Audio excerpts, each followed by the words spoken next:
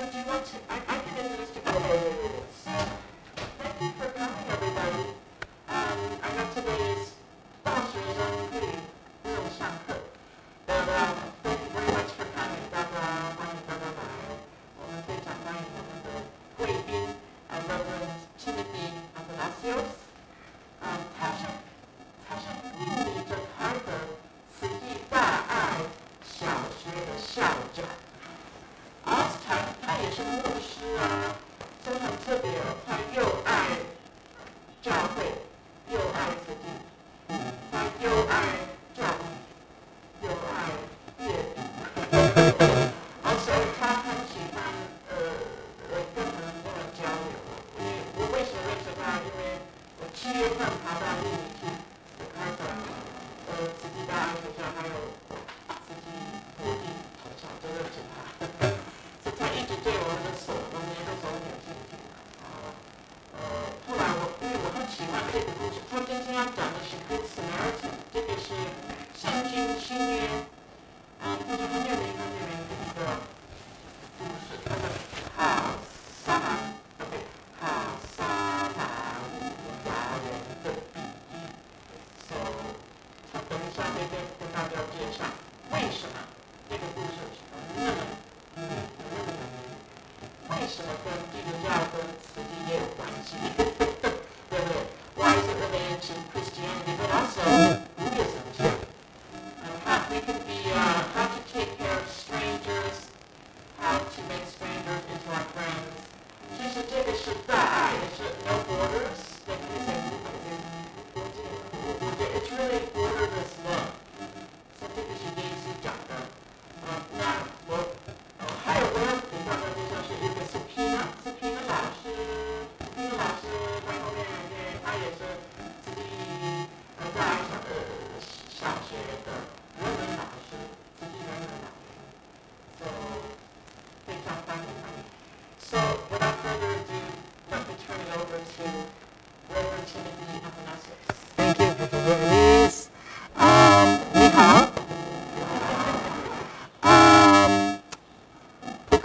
我中文不好。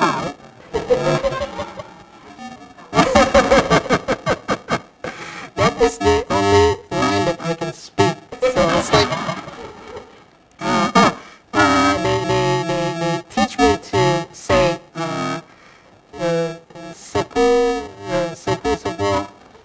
师兄师姐，大家午安。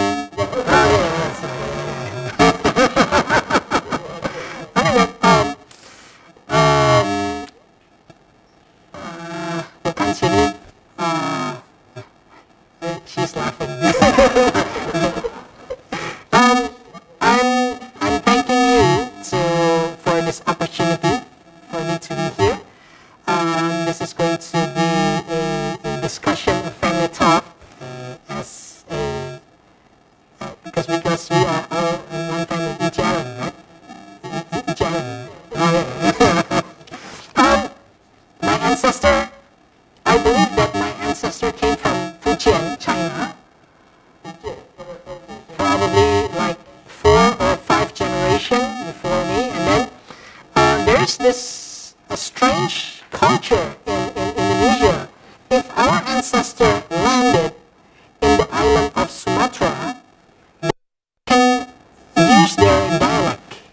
But if they landed in the island of Java, just like myself, somehow in some way we lost the identity. We lost the identity. I mean that as far as I know that my grandfather, my grandparents, they can no longer speak Mandarin or any dialect. So because at that time our nation was invaded by, occupied by Dutch.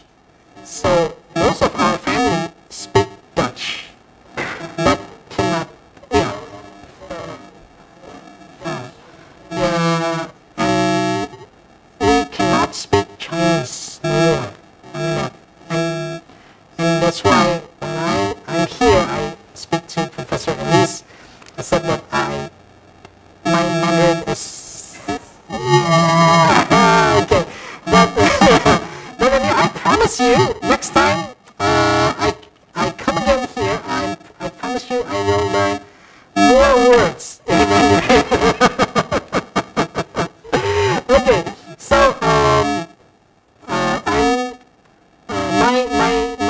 his name is Liu Hanxiang. Liu Hanxiang. Liu Hanxiang. I came for the camp. Tomorrow I'm going to have the camp at the Cinta with Supina Rausche and all the contingent from Indonesia for the Sultan. Yeah, I'm going to be committing. Yeah. I'm going to be committing. Yeah.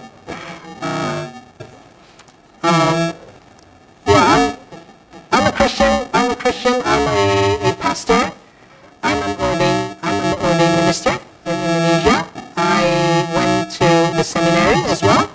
I got my doctoral degree from America, and because by the grace of God, I believe that I can be at CT. And I've heard about Sangren more than, I guess that the first time I heard about Sangren is back in 2012. But never in my life that I never crossed my mind that I can be here actually with Sangren and to become a CT person, to become a CTer. And because by the grace of God alone, that I can be here with you.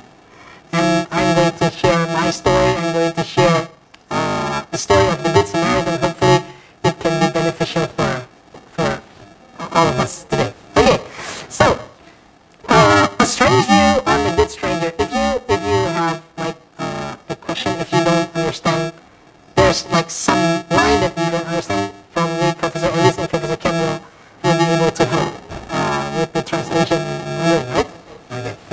Okay, so a strange view on the good stranger, comparative-practical theology from the biblical story of the Good Samaritan. Here we go. The parable of the Good Samaritan is one of the most famous stories in the world. It is told and retold in many different languages and cultures, and it has been referenced in art, music, literature, and film for centuries. It is one of the most famous and well-known stories in the Bible, particularly in Christian, religious, and cultural contexts. It's found in the New Testament in the Gospel of Luke, chapter 10, verse 25 till 37. The parable tells the story of a compassionate Samaritan who helps a wounded traveler on the road from Jerusalem to Jericho, highlighting the importance of showing kindness and mercy to others. The story spoken by Jesus is in response to a question posed by a religion expert, transcends its historical context to convey universal truths that resonate across cultures and epoch. As a theologian, delving into the significance of the Good Samaritan invites us to explore profound theological themes that speak to the essence of humanity, compassion, and the transformative power of love. In this parable, Jesus imparts profound teachings about neighborliness, the nature of true righteousness, and the expansive reach of God's mercy, challenging us to reconsider our preconceived notions and prompting a deeper reflection on our relationship with others. The Good Samaritan serves not merely as moral exemplar, but as a window into the divine heart, inviting believers to embrace a spirituality grounded in a selfish love and a radical redefinition of who our neighbors truly are. In this exploration, we uncover layers of wisdom that continue to inspire and guide, making the Good Samaritan a beacon of ethical and theological insight for seekers across the ages. Now, for those of you who have never heard about the story directly, allow me to read it from the New International Version and the Message Bible. I'm going to read you from the Message Bible. The New International Version is a common version for the Christian community. The Parable of the Good Samaritan. The title is The Parable of the Good Samaritan. While the Message Bible is more the story in the English language.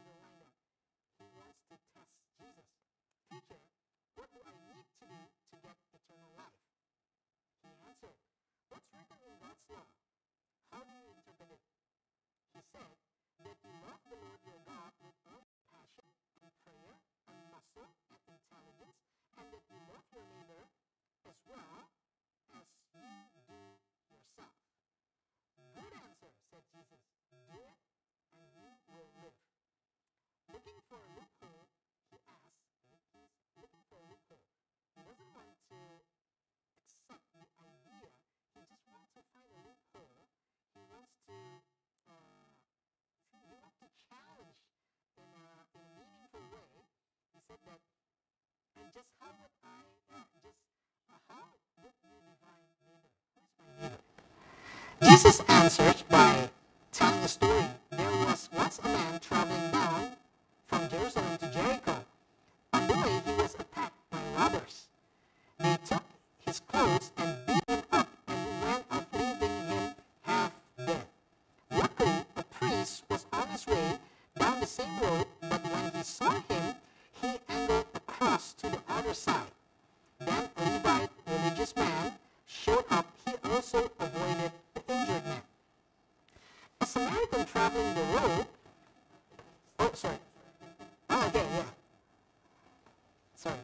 I'm going to repeat this. Jesus answered by telling the story. There was once a man traveling from Jerusalem to Jericho.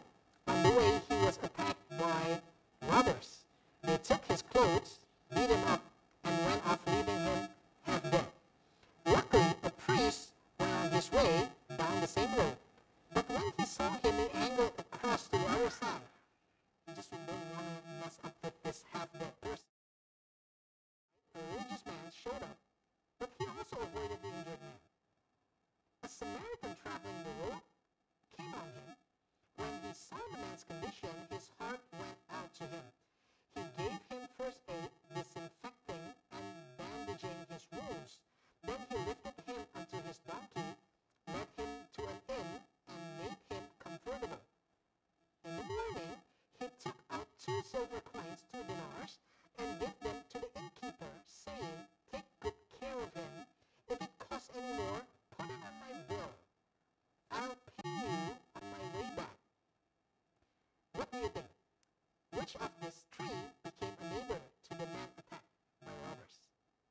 And the answer is the one who treated him kindly.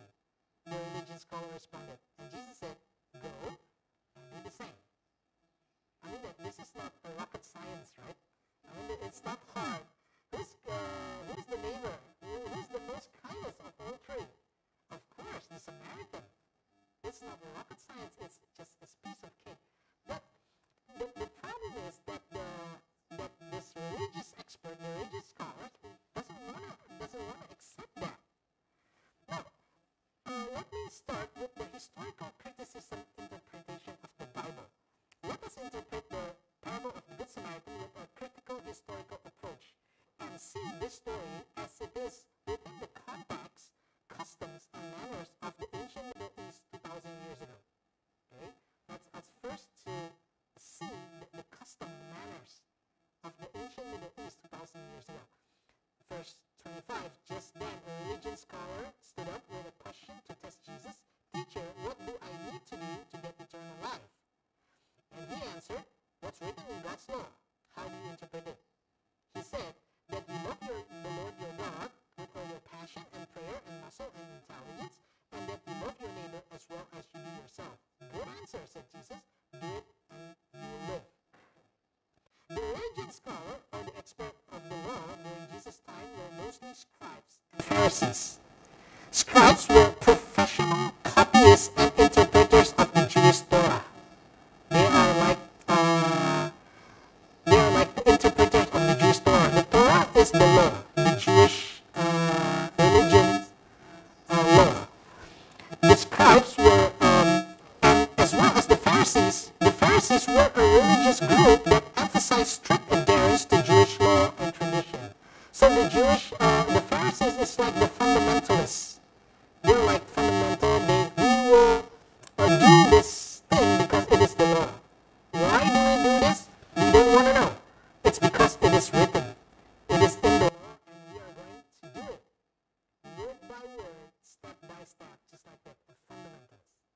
Now, both scribes and Pharisees were highly respected members of Jewish society. They were seen as authorities on religious and legal.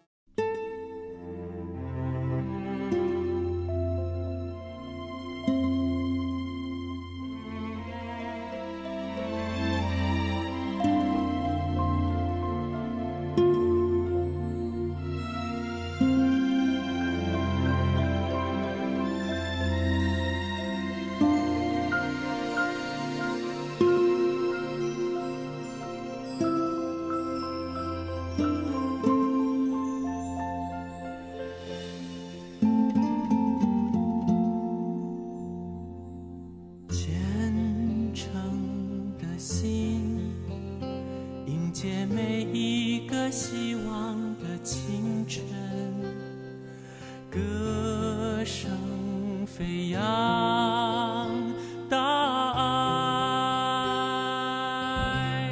让世界亮起来，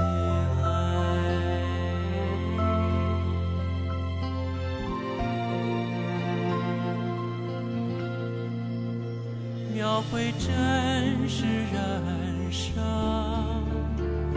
抚慰人间疾苦，启发善良的心灵，跟随菩萨的脚步，创造美丽境界，传递大爱到世界各处。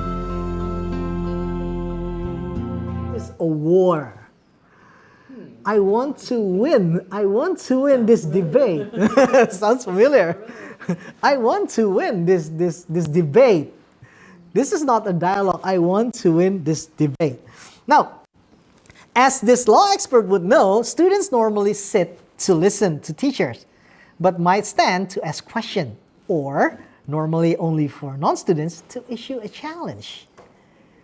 His question about inheriting eternal life was a common Jewish theological question to rabbis in ancient rabbinic debate. While teachers often responded to with counter questions, how do you read? That's what Jesus said. Was a fairly standard rabbinic question. So in the rabbinic tradition, in the rabbis, in the Jewish religious, if a student asks you a question, then as a teacher, we might ask back. That's a standard rabbinic tradition at that time. This law expert offers the sort of answers given by Jewish teachers, or in this case, by Jesus himself, as it is written in the Gospel of Mark. From Mark chapter 12, verse 29 till 31, this is what Jesus taught before this conversation. The most important one, answered Jesus, is this: Hear, O Israel, the Lord our God, the Lord is one. Love the Lord your God with all your heart, and with all your soul, and with all your mind, and with all your strength. The second is, love your neighbor as yourself. There is no commandment greater than those. In the Christian community, we call it the Great Commandment. Love your God, love your fellow men. Love your neighbor. There's 10 commandments in the two. The 10 commandments in the Old Testament. And so in the New Testament, Jesus, he pressed all those 10 commandments into the loving relationship between man and God, and loving relationship between men and their neighbors. Some texts in the Jewish law promise life for those who kept the law. This life meant long life on the land. If you kept this law, then you will have a long life in this land that the Lord has given them. But many later Jewish interpreters read it as a promise of eternal life. Jesus applies the principle to eternal life as well. You have answered rightly. It serves aptly to drive home a parable application in the respondent's case. Timothy, Yes. someone can help to translate. Our dean can. Oh, okay. Yeah. How about the woman the dean can translate? I can do a She's little. very familiar. Oh, okay. with, I may use Chinese to do a little. No. Oh, okay. No, I don't want to use microphone. Because there's online broadcast. Yeah. No, I just use a little time to do a little translation. Oh, okay. 就是其实前面就是在讲，刚刚有提到，就是说撒玛利亚人的行为，就是说他为什么是一个我们好的邻舍？哦，那就是有人在挑战，就是说怎么样才是一个真正可以得到永生 （eternal life）？怎么样才可以得到永生的方式？那就是在里面，就是我们要尽心尽力爱主我们，爱我们的邻舍，如同自己这件事情。那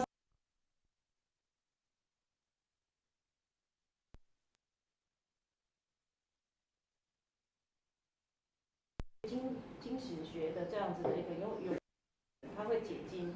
那法利赛人是通达这个法律圣经里面的旧约圣经里面法律的人。就是圣经里面的这个对 law 嘛，通达这个法的人。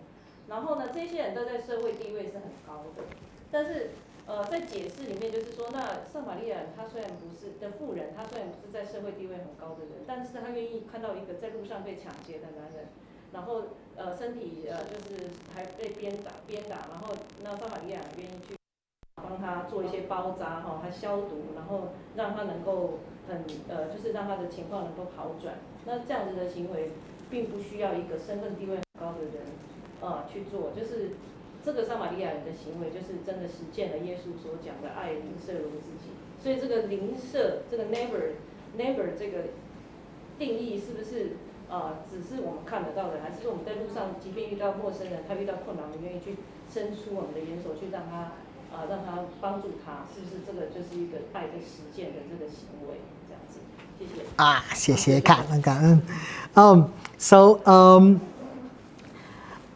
Verse 29 said that looking for a loophole, he asked, and just how would you define neighbor? Jesus answered by telling a story. There was once a man traveling from Jerusalem to Jericho. On the way, he was attacked by robbers. They took his clothes, beat him up, and went off, leaving him half dead. Luckily, a priest was on his way down the same road. But when he saw him, he asked to the other side. Then a Levite, religious man, showed up. He also avoided the injured man. A Samaritan traveling the road came on him. When he saw the man's condition, his heart went out to him. He gave him first aid, disinfected him, and bandaging his wounds. Then he lifted him onto his donkey, led him to an inn, and made him comfortable. In the morning, he took out 2 silver coins, 2 dinars, and gave them to the innkeeper, saying, "Take good care of him. If it costs any more, put it on my bill. I'll pay you on my way back." 所以这个整个圣经就把这个故事描述得很清楚就是说，就是说耶稣他讲的这个故事，就是说，这个刚刚我们有提到这个人，他从那个耶路撒冷到耶利哥嘛，耶利哥城，然后在路上被抢匪剥去他的衣服，然后打得半死，然后那有很多的这个即便有这种牧者或者是说在同行的路有那个利未人经过，他们可能都是很接近，在信仰上面人家是很尊崇的人，但是他们竟然就是视而不见就离开了然后真的其实是撒玛利亚人，他照顾了这个人，而且把这个人安置好在那个旅店里面嘛然后甚至把他的这个驴子呢也帮他照顾好，然后到最后还留了两块的两个铜钱，然后就是银币然后给那个旅店的人就说你再继续好好的照顾他，就这种精神这种爱是散发在一个陌生人的这个照顾的这个上面。好，谢谢。谢谢。Okay. Jewish teachers, okay, we are going to defining neighbor.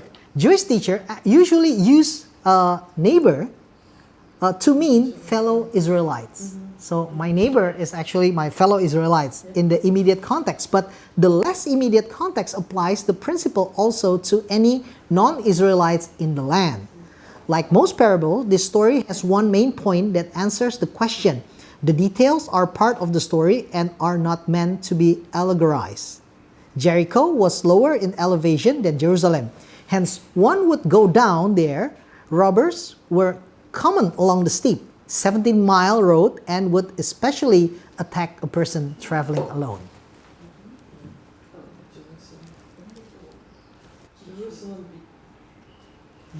就是犹太的，你要。I think you don't need to translate. Oh, okay.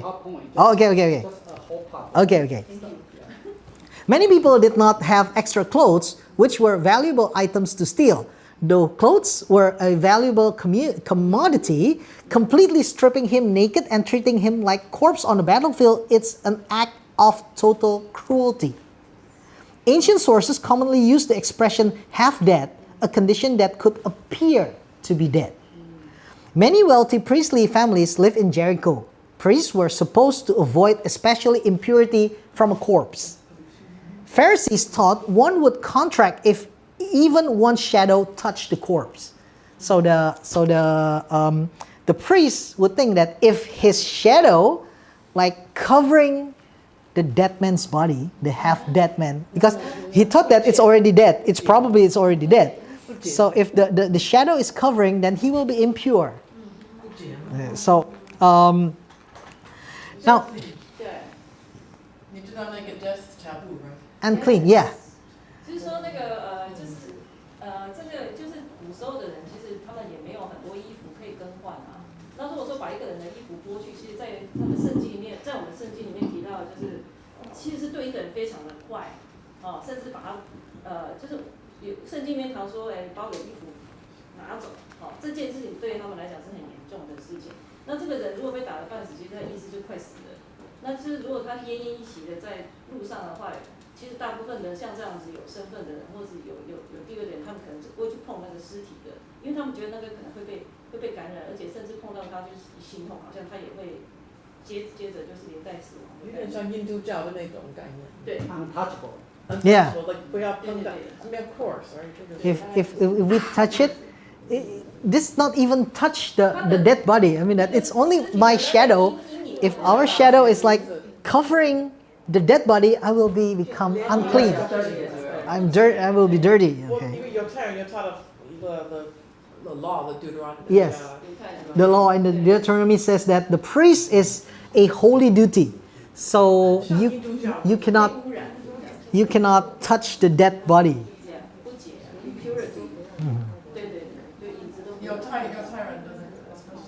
Especially for the priest, yes. So because the parable says that the robber leave him half dead. It's just like the priest wouldn't take his chance to check whether that man is dead or alive. See, so he's like, oh, it's already dead. I don't wanna do anything with that. 就是宗教家甚至信仰的人，他甚至认为就是说，我就是就是那个 famous 的意思是说，连去尝试去看他是不是还有气息都不愿意，的这种心，就是说，对，因为不洁，对他们来讲，对他们就想要避免这个 avoid 这个risk。跟印度教180，it's the same， 跟印度教一样，完全一样。Okay.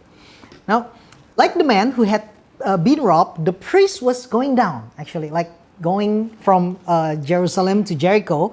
Hence, he was heading from Jerusalem and did not have to worry about being unable to perform duties in the temple. But although the rule of mercy would take precedence if the man were alive, the man looked as if he might be dead, and the priest did not wish to take the chance of contracting impurity. The task might be better left to a Levite or an ordinary Israelite. Rules for Levites were not as strict as for priests, but the Levite also wished to avoid defilement. In the hearer's expectation, an Israelite might perform a pious duty that a priest and a Levite had failed to perform, but the third character here would instead shock Jesus' hearers. Okay? Now, the story of three characters. In various cultural contexts, we have certainly heard stories or even jokes about three people involved in a situation. If the person does something, then the second person will do it better, then the third person will do the greatest thing. 第一点的话，是说在不同的这个文化的情境下，我们可能可以去感觉这个就是听这个故事，或者是听这个对，就是说我们可能听故事，或者是说这个当做一个 jokes 然后这三个人就是说在这个情境，可能假设第一个人可以做得很好，那第二个人应该可以更好，第三个是最棒就是把这件事情把它完善圆满这样子，就越来越进步，来帮助这个人，因为照正常是希望是这样Now, there is a Japanese folktale with the theme of patience. This folklore borrows the character of three warlords who fought to control Japan during the Bakumetsu period, namely Oda Nobunaga, Toyotomi Hideyoshi, and Tokugawa Ieyasu. The story tells about how the following warlord make a nightingale sing. Nobunaga says, "Nightingale, if you do not sing, I shall kill you." Hideyoshi says, "Nightingale, if you do not sing, I shall make you, I shall force you." And Jesus says, "Nightingale, if you do not sing now, I shall wait until you do." So there's also the situation, the story about three person, and then it's going to be like bad, and then this is a good one, yeah. Or good, worse, or bad, worse. There's always that kind of situation. Now, on the contrary, if the first person messes up, the second person will mess up even more. Then the third person will mess up the worst. For example, we have this joke in Indonesia about an archery contest. An apple was placed on someone's head, and the archers would take turns shooting an apple as the person within 100 feet away. An American comes forward and releases his arrow, and then the apple above the person's head split in two. Then the archer bows and says, "I am Rambo." And then an Englishman came forward and released his arrow. The apple above the man's split into four. Then the archers bowed and said, "I am Robin Hood." Then an Indonesian came forward, took his time, carefully aimed at the apple, then released his arrow, and with full confidence, and the arrow stuck in the man's stomach. Oh no. Then he bowed and said, "I am sorry." There's always the story about three person. There's always the story about three person. Yeah, there's a lot of joke. There's a lot of anecdote about this. The story about three person. In various cultures, there are countless stories and anecdotes about three people in one particular situation. And in this story, people have heard how a priest and a Levite appeared to show no act of kindness before the Samaritan came. So Jews and Samaritans traditionally had no love for each other. They made fun of each other, they didn't mingle, they took care of themselves and kept their distance. The listeners must have thought that if the priest and the Levite had not done anything good towards the man, then the Samaritan would have done something even worse. The listener couldn't wait to hear what evil that the Samaritan would do. 就是说，其实有很多的这个多种多元的文化，那其实就是大家其实心里是有隔阂啦。即便就是说，就在旁边而已，但是你看到有人有困难，你也不愿意去照顾他的话，就像有一些即便他社会地位很高，Chris 跟Levi 就是地位的人，他们可能是在界定里面，他们是比较懂信仰的。而撒玛利亚人，他可能是一个比较平凡，然后比较没有身份地位，而且又是女性，在古时候她的身份地位又更低，但她可以做的事情竟然是比这一些有地位的人更好，然后她也可以就是说，看一下后面这边，就是这一些文士，就是这一些有地位的人，他们什么都没有做，其实什么都不愿意去行动，这应该是在激励我们要有一个 action， take actions。就是要有行动去做。如果你认为是对的事情，不用太介意自己的身份地位是什么。Okay. Now, but contrary to popular opinion, Jesus' illustration would strike at the heart of the Jewish patriotism, which has contemporaries justified religiously. This is what I call a strange view on the good stranger. The Samaritans, whose actions they were waiting for to be laughed at or ridiculed, actually did the opposite of what the priest and the Levite, whom they were proud as the holy people. The Bible records that the Samaritan saw the man and was moved with compassion. He went to him and bandaged his wounds after he had sprinkled them with oil and wine to treat his wounds. Then he put the man on his own donkey, took him to an inn, and took care of him. Not only that, the Bible even records that the next day, the Samaritan handed over 2 dinars to the innkeeper, saying, "Take good care of him. If it costs any more, put it on my bill. I'll pay you back when I return." After that religiously shocking story, Jesus asked the law expert, "What do you think? Which of these three became neighbor to the man attacked by robbers? The one who treated him kindly," the law expert responded. And Jesus said, "Go home and do the same." Okay. Not only that, the Bible even records that the next day, the Samaritan handed over 2 dinars to the innkeeper, saying, "Take good care of him. If it costs any more, put it on my bill. I'll pay you back when I return." After that religiously shocking story, Jesus asked the law expert, "What do you think? Which of these three become a neighbor to the man attacked by robbers?" "The one who treated him kindly," the law expert responded. And Jesus said, "Go and do the same." 最后就是一个行动的呼召了哈，就是谁才是真正会帮助别人的？那是撒玛利亚妇人，绝对不是那一些有身份地位的在信仰上。是犹太人啊，因为撒玛利亚人不是犹太人，他们正统的血统的犹太人。他们是古代的一个种族。对，比较不会被看中的。对，然后犹太人跟 Samaritan 一直互相看不起的。对，在文化上的冲突。所以耶稣很棒，因为他说，你们犹太人不要觉得你们很，Samaritan 也都是好人啊。Now, the significance of this parable in contemporary culture. The Good Samaritan parable has had a significant impact on Christian theology and ethics and has been reverenced and discussed extensively in Christian teaching and literature. It has also made its way into popular culture and is often used as a symbol of altruism and compassion. 利他主义跟慈悲就是有一个象征。大爱。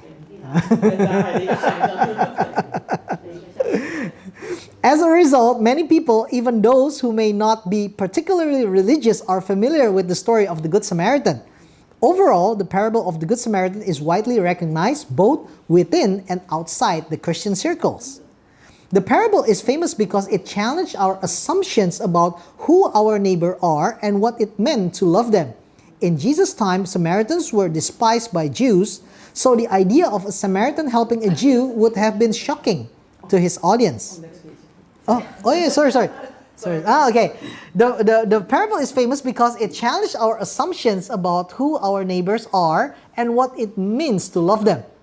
In Jesus' time, Samaritans were despised by Jews, so the idea of a Samaritan helping a Jew would have been shocking to his audience.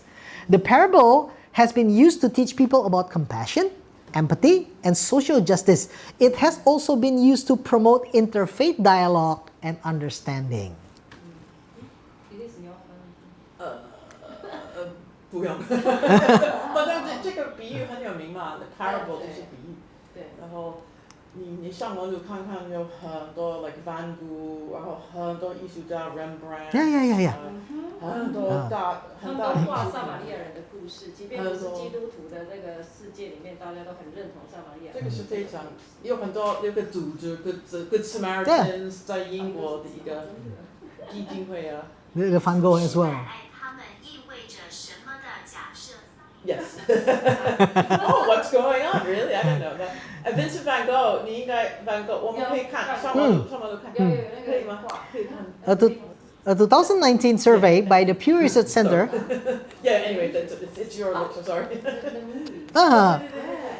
The 2019 survey by the Pew Research Center found that 76% of Americans are familiar with the story of the Good Samaritan. Okay?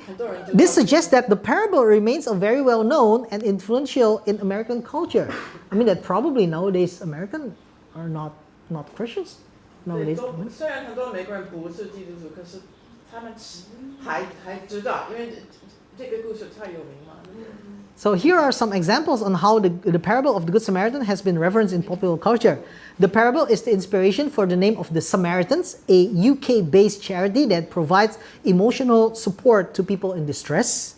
The parable is featured in the film of The Shawshank Redemption in 1994, a Hollywood movie. I love that movie. 你知道那个 Shawshank Redemption？ 刺激1995，刺激就是那个从那个Tim Robbins。Tim Robbins, yeah. Tim Robbins, yeah. And Morgan Freeman. Morgan Freeman. 监狱里面呢，然后都想办法逃亡，刺激1995。哦，我们要看，Yes, 那个 it's 是 a 好电 wonderful 影。movie. This movie. It's so great. It's a good movie. 很多人说有很多基督教在里面。Yes. The parable is referenced in the song "What's Going On" by Marvin Gaye in 1971. Yeah. I mean that what's going on. I mean that we should be doing this love for the others that we don't know, for the strangers, things like that. The parable is the subject of the painting "The Good Samaritan" by Vincent van Gogh as well, in 1880. Well, bottom line, the parable of the Good Samaritan is a powerful story about compassion, empathy, and social justice that continues to inspire and challenge people today. This story is not just some outdated wisdom, folklore, or proverbs that are no longer relevant, but a story that can be put into real practice by various communities of faith. Just like in the communities of faith of the Christian community of faith, the Buddhist community of faith, the Islam community of faith, and we can learn something from the story. Now, here's that we are going to get more serious. The stranger in dialogue with other communities of faith, because this is not only for the Christian community of faith, but it's also for others' community of faith. Now, during the festival of Las Posadas, a 9-day religious festival that is celebrated in Mexico and other Latin American countries in the days leading up to Christmas, the festival commemorates the journey of Mary and Joseph to Bethlehem in search for a place to stay. Here's the traditional song that was sung during this celebration to teach us about the strangers who are longing for an inn. En nombre del cielo, buenos moradores, dat unos viajeros posada esta noche. In the name of God, we ask those who dwell here, give to some travelers lodging this evening. Because the story of the nativity itself, that Jesus Christ, when he was born, the parents are strangers in that Bethlehem. No inn would take them, no innkeeper would take them. They said that it's already full. The place is already booked. No place for you. No place for you. So the song that was sung during this festival, in the name of God, we ask those who dwell here, give to some travelers lodging this evening. Within the Christian community, the Good Samaritan does not refer to random act of kindness that can be done by anyone, but rather refers to Jesus Christ, the Lord of hosts, who came as a stranger to our world. He does not belong in our world. He is a stranger in a strange land, yet he remains to enter our reality to find, save, and heal those who suffer. He did it out of great love and compassion for this world. But if so, then what is the role of the church and other role as a community of faith in the story? So if the Good Samaritan points out to Jesus Christ during the biblical context, what then is our role as a community of faith? The city community, the church, the Christian community. What is our role here? That is the question. Now, this is getting more interesting for me. Don't forget, there is still one more character in the story of the Good Samaritan. We can find a cameo in the story, namely the innkeeper. Unexpectedly, the innkeeper was involved in this compassion drama. He only received 2 dinars, 2 silver coins. 1 dinar is the minimum wage in one day at the time to treat the injured man, even though the test may take much longer than 2 days and cost more money than he received. The Samaritan promised to come back. Whether he actually came or not, the Bible does not record it. What is clear is that the innkeeper was caught up in the task of caring for the victim. So, my question is, didn't the innkeeper also show kindness and generosity? 旅馆的那个老板，他也很慈悲。就是他被那个撒玛利亚人交代说要照顾这一个受伤的人，那这个就是说，就是他虽然给他2个钱嘛哈，但是以后有没有再回来，圣经并没有交代。那或许如果没有给他钱，你就不照顾他嘛，就是也是一个征战嘛哈，心理的征战。没有给你钱，你愿意不照顾一个陌生人受伤的陌生人？ Now, let's share a story about the good innkeeper then. The innkeeper is not the main character in the story. He is just a cameo who briefly appears in the play and disappears, continuing his job of caring for the victim. But he is a sign of God's unspeakable presence in the caring for the victim. He didn't make his inn just a commercial guest house, but also a place that welcomed everyone. In several ancient works of literature of the early church fathers, namely John Chrysostom, Origen, and Augustine, the Greek word pandokeon, in Bahasa Indonesia, we have this word pondok. I can't believe that. Yeah. That is so cool. Oh, bundle. Pandokyeon. Pandokyeon, it's in a Greek word. In Indonesia, it's called pondok. Pondok is a hut. Okay, an inn, a hut. That's Okay. in Greek? Yes. Is used theologically to refer to the location of love. So the word pondok is refer the location of love that must be offered by the community of faith to this wandering world. We believe that we are all wanderers. We are all strangers. We are strangers in this strange land, in this world. I mean that in the Buddhist tradition, as we believe in reincarnation, you will go and then you will come again. You will be a stranger to all of your friends. This is something that no matter how strange you are, how you are a stranger in this strange world, in this strange land, you are offered. The communities of faith, the Buddhist community of faith, the Chichis community of faith, the church as a community of faith, we must be a hut. We must be an inn to a location of love that must be offered by the community of faith to this wandering world. This lens inspires us to understand that the task of the church and other communities of faith in this world is to create open spaces for wanderers, namely neighbors who are also strangers to us. In that way, we become a cameo whose hospitality may not be recorded in history, but who has truly become a generous innkeeper. 所以这个地方就是说，那个旅店的那个就是那个老板，他其实是一个跑龙套的角色，客串，他不是这个事件的主角。然后所以说他还是继续来照顾这个受伤的人。那这个就是说。虽然说我们并没有在很多的这个经文里面去提到这个人在已经就是被他在照顾病患这件事，但是他其实就是没有把自己的饭店当做一个商业营业的居所而已那这个地方是可以欢迎任何人来进来的所以在这个古时候的总而言之呢，到最后呢，我们的最后的这个粗黑体的字呢，就是说，其实我们每一个人应该是在这个世界上是借助的吧。我想大家都是来借助的，那为什么不能把我们自己的有形的这些资源当做一个大家可以承接这个爱，然后来分享的一个地方，甚至去关怀别人然后就是最后这样子的思考的话，就是对，就是我们应该就是这个所谓的邻居，并不是只包含你认识的人叫邻居，应该是你不认识的陌生人，他可能都是我们需要照顾的邻居这样子。Well, in Indonesia, in Jakarta, Indonesia, not only in Jakarta, in Indonesia, all over Indonesia, Siji gained a respectable position from the society, from the government. I talked to Professor Elise and Professor Ken here. I said that our school is probably the biggest school in West Jakarta. My school is one of the biggest, probably the biggest school in Jakarta. Giovanni here came from our school. Jakarta 的大爱学校. We have more than 2,400 students nowadays, from kindergarten up until the high school and the vocational school.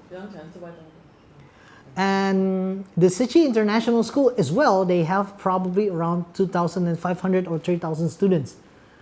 Actually, people want to send their kids to our school. The question is, most of the schools around us ask the question, why would they send their kids to your school? Why? Right? Like, why? Is it because of the building? No. Is it because of the curriculum? No. But it's because of the Chichi itself. I mean that they see the accountability of Chichi Ren. They see the accountability of our volunteer going from houses to houses, going through an alley that is like damp alley, like sempit apa ya? Bahasa Mandarinnya apa? Like a narrow alley and and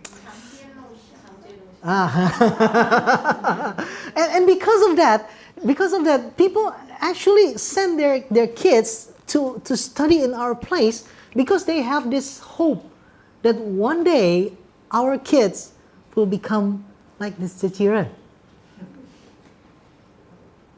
And that's why I find it a resemblance between the community of faith all around the world, the Christian community of faith or the city community of faith, that we are offering love to these strangers all around us, to all wanderers in this world. Now, in my lifetime as a Christian, a pastor, and a city person, I see things that resonate with good practice entrusted to the church and other communities of faith. My goal is not to seek differences, though I understand that each religion has its own particularity which makes all religions unique in their respective vocations and existence, but rather to seek common ground where diverse communities of faith can come together to practice mercy, demonstrate virtue, provide kindness, and build a better world. Yeah. Master Ching Yen said that Sangren said that one of the problems that occur in society lies in many people's misunderstanding of what religion is. Just like what the story told us about the priest and the Levite. They think that religion is about, okay, I should not be unclean because my shadow can touch the body of that dead man. Okay, I don't want to do that. That's religion according to them. But Sangren teach us about there are so many misunderstandings about what religion is. What is meant by religion is the purpose of life and education which guide humans regarding the direction of the correct lifestyle. Having correct religious view and true beliefs keeps people from getting lost in superstition. Sangren said that if you want to apply religious teachings in everyday life, you must focus on real practice by guiding others to understand the purpose and the meaning of life. Whether Buddhism, Christianity, Taoism, or others, all true religions certainly teach a great belief about the same spirit of love to guide humans' life. Sangren calls it a modern religion that doesn't repeat and dwells on religious theories from thousands of years ago. The sources of religious teachings must not be abandoned or ignored, but the most important thing is that they must be able to be applied in real terms today by going directly into society to serve those who suffer and need help, just as an innkeeper would show mercy to that injured man.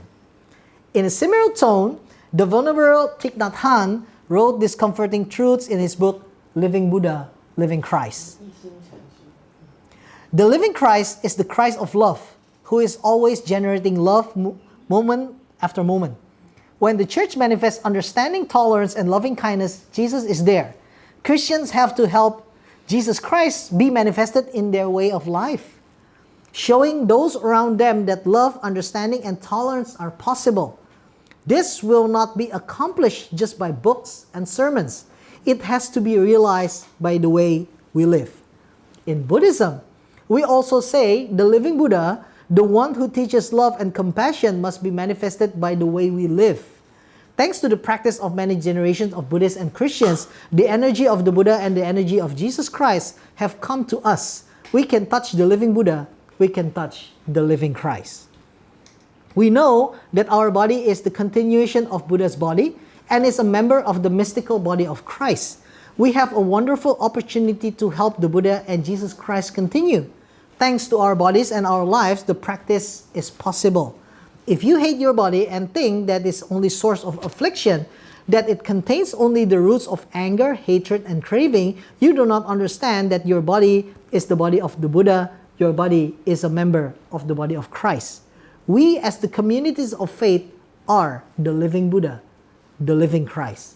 We come together as one to take this responsibility as the innkeeper in this cosmic story about kindness, mercy, and compassion.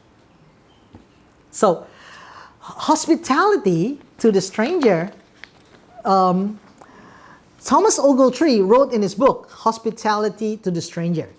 To offer hospitality to a stranger is to welcome something new, unfamiliar, and unknown into our life world. Strangers have stories to tell which we have never heard before, stories which can redirect our seeing and stimulate our imaginations. The stories invite us to view the world from a novel perspective. The parable of the Good Samaritans is important for several reasons. First, it teaches us that our neighbors are not just only the people who live next door to us or who share our religion or our culture. Our neighbors are all strangers we encounter in life, regardless who they are or where they come from. Second, the parable teaches us that we have a responsibility to help those in need, even if it is inconvenient or dangerous to do so. The Samaritan in the parable risked his own safety to help a stranger who was beaten and robbed. He showed true compassion and love as a neighbor. And finally, the parable of the Good Samaritan is a reminder that God's love is universal. It is not limited to any particular group of people. The Samaritan in the parable was a member of a group that was despised by the Jews at the time. However, he was the only one who showed compassion to the man who was beaten and robbed. This teaches us that God loves all people regardless of their race, religion, or social status. So, when we understand this, that the stranger has become the neighbor, and the stranger has also become the host, who receive with an arms wide open towards our wandering world. The story of the Good Samaritan is a powerful reminder that we are called to love our neighbors as ourselves. It is a challenge for us to go beyond our comfort zone and to help those in need. Even if it is difficult, it is also a reminder that God's love is universal, that we are all called to follow the example of the Good Samaritan, which is in Jesus Christ himself, according to the Bible, as a good innkeeper who opens up hospitality towards many. Here are some examples of how the story of the Good Samaritan can be applied in our lives today. We can be a good innkeeper to those who are homeless or hungry by volunteering in a soup kitchen or a homeless shelter. Or we can be a good innkeeper to those who are sick or elderly by visiting them in the hospital or nursing home. We can be a good innkeeper to those who are new to our community by welcoming them and helping them to feel at home. We can be a good innkeeper to those who are different from us by entering to their stories and learning from their experiences. Isn't it what we are doing as a Tzu volunteer, right? Yeah, right? I mean, these are the things that we are doing as Tzu volunteers. The story of the Good Samaritan is a call to action. It is a challenge for us to be more compassionate and loving towards our neighbors. It is a reminder that we are called to be good Samaritans to one another. As Augustine of Hippo, one of the church fathers, wrote in his book, The City of God, since God is goodness itself, no one can be done or experienced on earth without His intervention in it. No good work is done outside God's knowledge or ability, for good comes from God. This is what the Christian believe. In this sense, God's grace is always present in every good things on earth. So the community of faith, whether it is Christian community of faith or Buddhist community of faith, as it exists in the world, is entirely the product of God's saving grace, the goodness He expressed in saving the faithful. Here at Tzu, I was once a stranger, but here I found myself loved. Here I saw innkeepers showing kindness to strangers they met, following the footsteps of the Good Samaritan. Here's what Jesus said about the innkeepers who showed kindness to strangers in need. Come, you are blessed by my Father. Take your inheritance, the kingdom prepared for you since the creation of the world. For I was hungry, and you gave me something to eat. For I was thirsty, you gave me something to drink. I was a stranger, and you invited me in. I needed clothes, and you clothed me. I was sick, and you looked after me. I was in prison, and you come to visit me. Life cannot be good except when God is active in it to produce what is good. As we are all invited to be divine partakers, a good innkeeper in this theater of God. 感恩。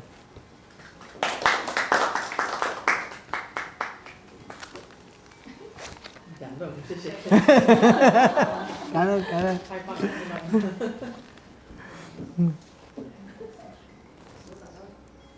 Yeah, very touched. And the inspiration. Yeah. Thank you. So you are as a pastor, how I don't know what's the conditions. What are the conditions that make you as close connection or relation with Siji, and how your church evaluate your position as okay. Okay, so more than 10 years ago, I read a simple book. It is actually translated from a Dutch prime minister, a Dutch reverend, a Presbyterian Dutch minister, Abraham Kuyper. Abraham Kuyper was once the prime minister of the Kingdom of Netherlands back in 1901, 1905. He wrote about the Christian faith and social justice. Yeah, and then at the time it struck me. I mean that is what I want to do as a minister. That is what I want to do, to promote social justice, to promote what is good for the people, not only for the Christians but for all the people. And my Indian, and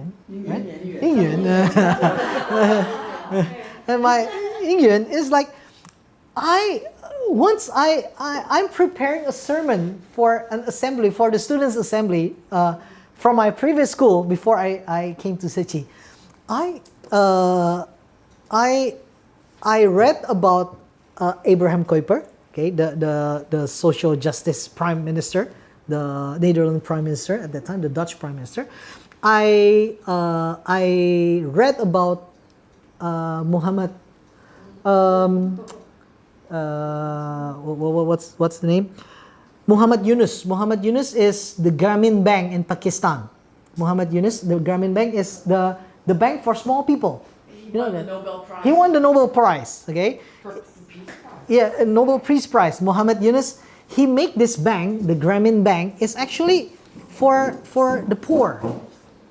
And I read about Mother Teresa as well. Okay?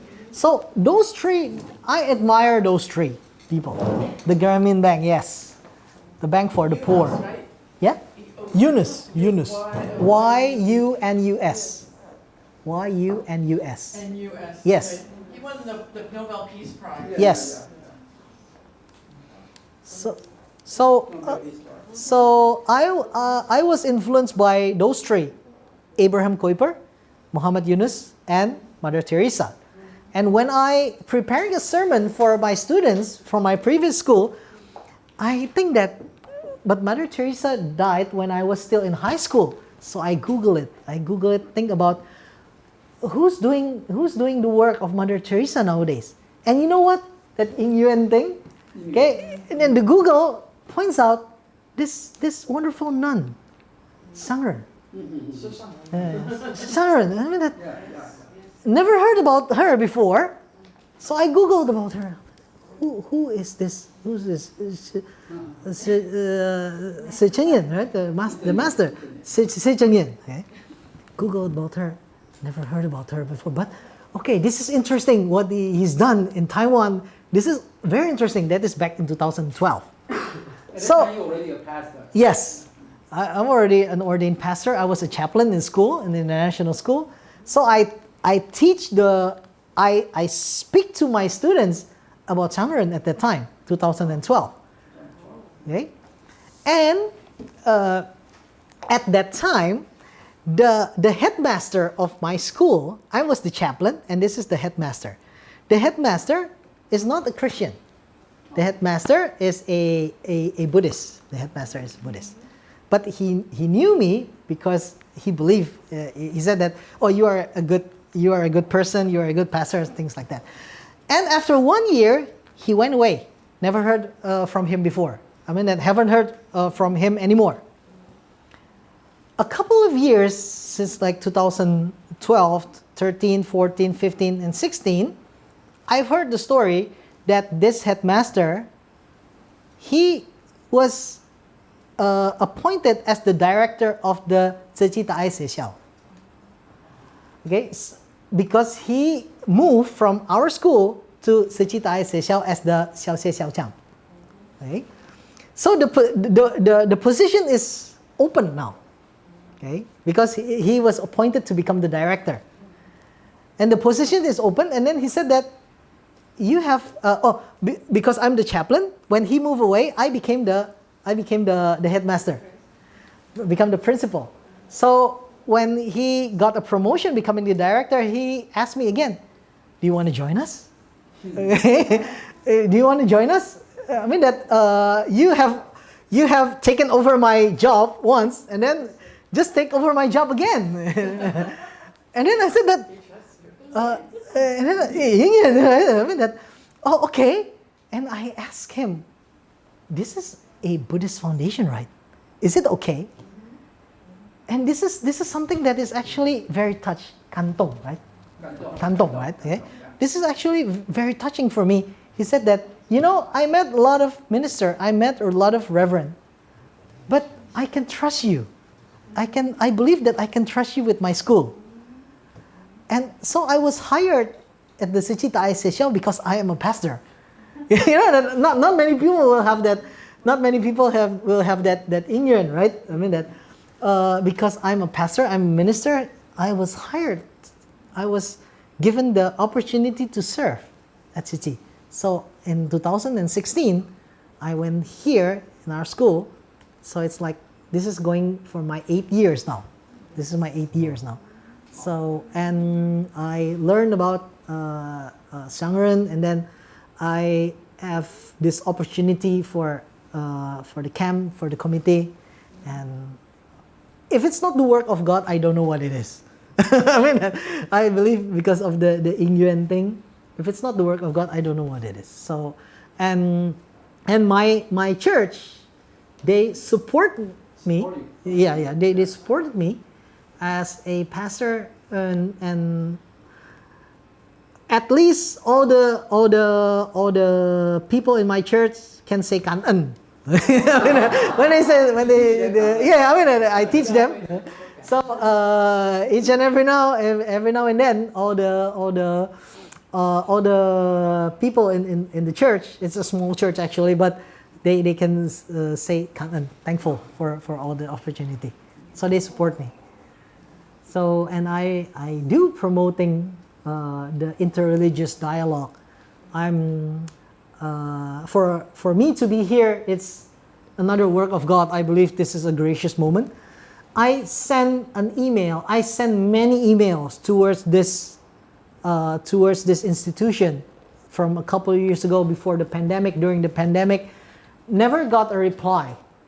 Right? Never once I got a reply, and then I've heard that the one during the earlier this year, I noticed that there's a change in the dean, I guess, right? I mean that this Professor Ken Lin. Okay, let me try and send another email to him. I said that, "Professor, hi, my name is Timothy. I'm from Jakarta. I'm wondering if you have this online learning, probably in English, so I can study there because I cannot go to Taiwan because I have the responsibility as the headmaster of the school in Jakarta, blah blah blah blah."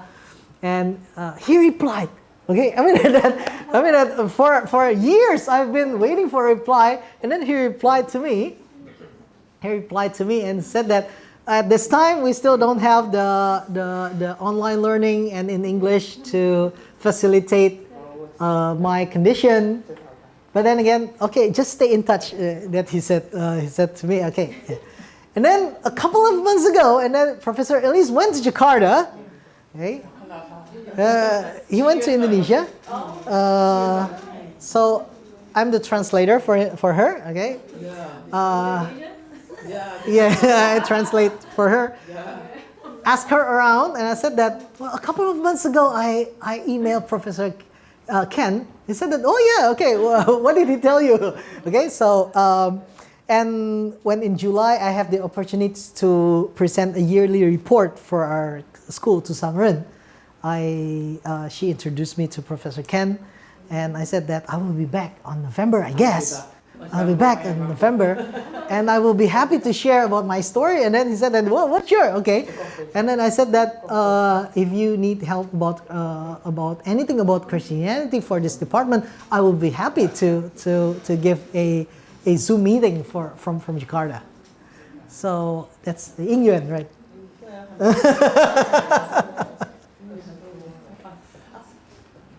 你知道吗？那个 The Parable of the Good Samaritan是 Martin Luther King Jr.'s favorite story. 那个美国不是有个黑人牧师吗？叫马丁King Jr. right?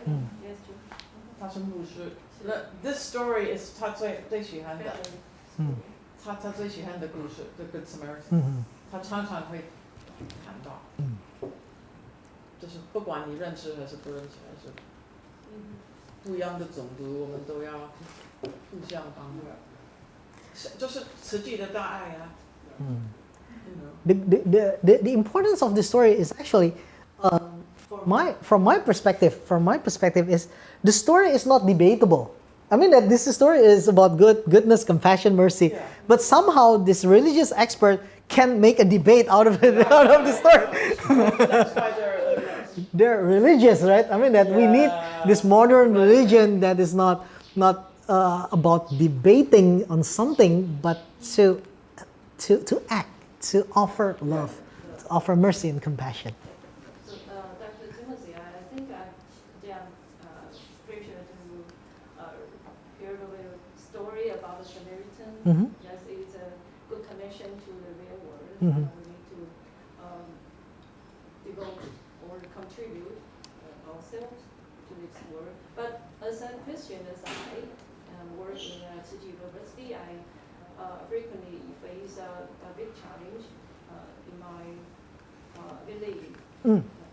Yes, when somebody asks me about idol worship in the Tsinghua, it's because of the different, it's sensitive, but it's real world I have to face. Yeah. So how about this concept?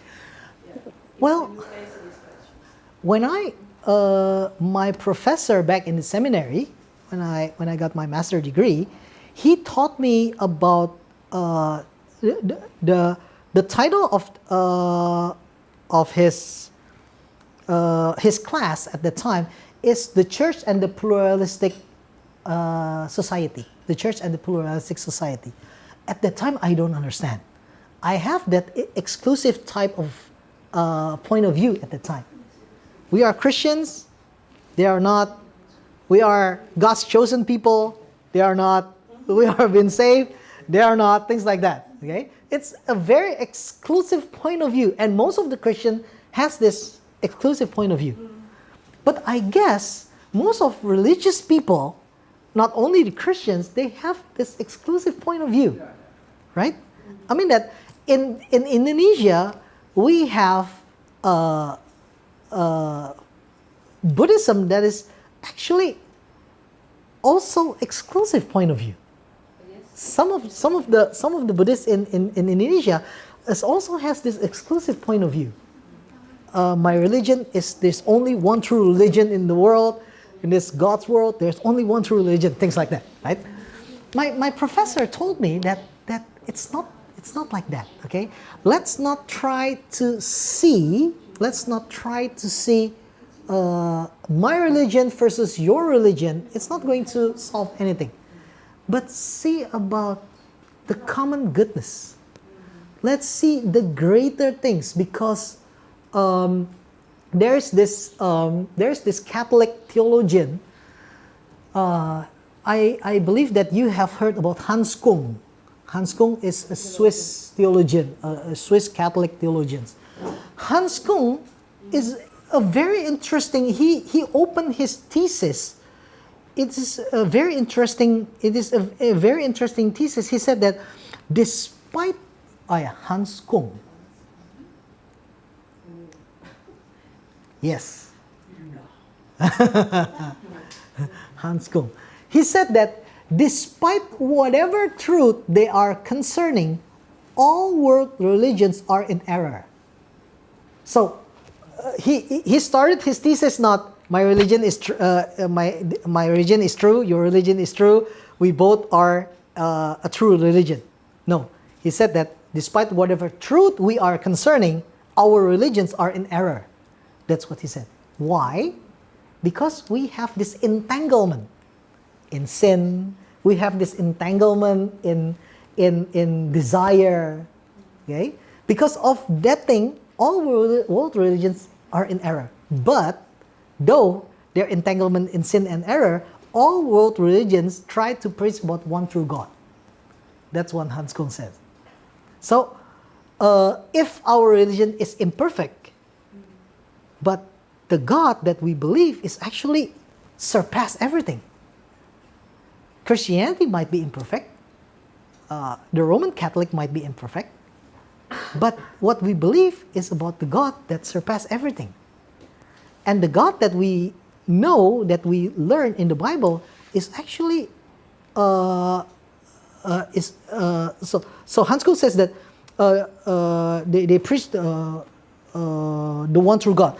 And while the church is the extraordinary way of salvation, all the world religions can be considered the ordinary way of salvation. So it means that Christianity is actually Jesus Christ taught about universality. Christianity is preached about universalism, but grounded and centered upon this person of Jesus Christ. So Jesus Christ is not, this is Jesus against all other gods, but this Jesus is making sense about all other gods. I mean that Christianity in the first century spread throughout Europe, spread to throughout Asia, because this person, Jesus Christ, is actually making sense of all the gods. Example. There is an ancient god in Persia called Midrash. The Midrash, the ancient god of Persia, they believe that this Midrash was born from a maiden. For a what? From a maiden. Maiden. From a virgin. From a virgin. Okay, from a virgin. And they are still thinking, they are still waiting for the birth of the Midrash. They said that the Midrash will come. The Midrash will spring out the womb of a virgin. But Christianity came to Persia and tell a different story, a different perspective. You know that Midrash is already came.